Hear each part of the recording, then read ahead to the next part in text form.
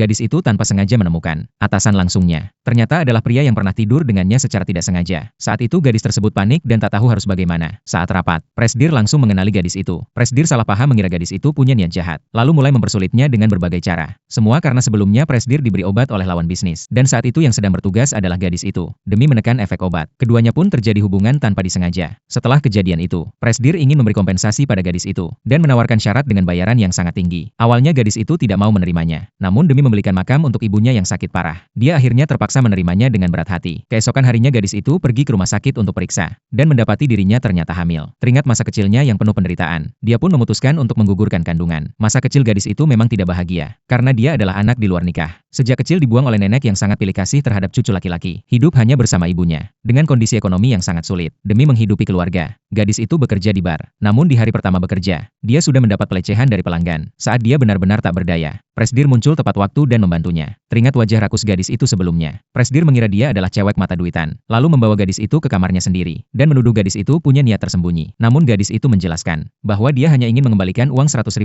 yang kelebihan, karena sebelumnya mereka sepakat hanya $200.000, dan dia tidak akan menerima lebih dari itu. Hal ini membuat Presdir untuk pertama kalinya mengubah pandangannya terhadap gadis itu. Setelah menyerahkan uang $100.000, Presdir pun langsung pergi. Mereka mengira semuanya hanya pertemuan sesaat. Tak disangka ibu si gadis akhirnya tidak terselamatkan, dan dia memakamkan ibunya di pemakaman paling mahal. Pemakaman itu ternyata adalah milik keluarga Presdir. Pada hari pemakaman sang ibu, Presdir kebetulan datang untuk inspeksi, dan secara tidak sengaja melihat gadis itu di tengah hujan. Dari asisten Presdir tahu bahwa gadis itu hidupnya penuh penderitaan. Demi biaya pengobatan ibunya, dia terpaksa bekerja di klub malam untuk menjual minuman. Baru saat itulah Presdir sadar, harga mahal semalam itu, semua demi ibunya yang sedang sakit keras. Pada momen itu juga, Presdir yang selama ini menjauhi wanita, tiba-tiba tertarik pada gadis biasa itu. Malam itu juga, demi bisa bertemu kembali, Presdir mengajak temannya pergi ke tempat gadis itu bekerja. Namun dari rekan kerja di sana, dia mendapat kabar bahwa gadis itu sudah resign. Presdir mengira hubungan mereka memang tak berjodoh. Tapi sebulan kemudian, gadis itu mulai sering muntah dan merasa mual. Dengan rasa takut dia pergi ke apotek untuk ambil obat, tapi malah menemukan obat dari dokter sudah kadaluarsa. Dokternya justru cuek menanggapi. Namun gadis itu mulai curiga. Teringat obat sebelumnya juga mungkin sudah kadaluarsa. Dia pun memeriksa ulang, dan hasilnya ternyata memang hamil. Dia bingung harus berbuat apa. Teringat bahwa dirinya juga anak di luar nikah. Sebagai anak haram, dia merasa tidak akan pernah bahagia. Lalu dia pergi ke rumah sakit, dan dokter memberitahu bahwa kehamilannya sudah 7 bulan. Meski begitu, dia tetap membuat janji untuk aborsi keesokan harinya. Saat dia berjalan keluar dari ruang konsultasi dengan pikiran kosong, dia tidak menyadari Presdir yang kebetulan datang juga ke rumah sakit lewat di sebelahnya. Presdir melihat wajah gadis itu penuh kebingungan, langsung mencari dokter untuk menanyakan kondisinya. Begitu tahu gadis itu hamil, dia langsung bertanya soal obat penguat kandungan. Namun dokter malah bilang, gadis itu datang untuk membuat janji aborsi.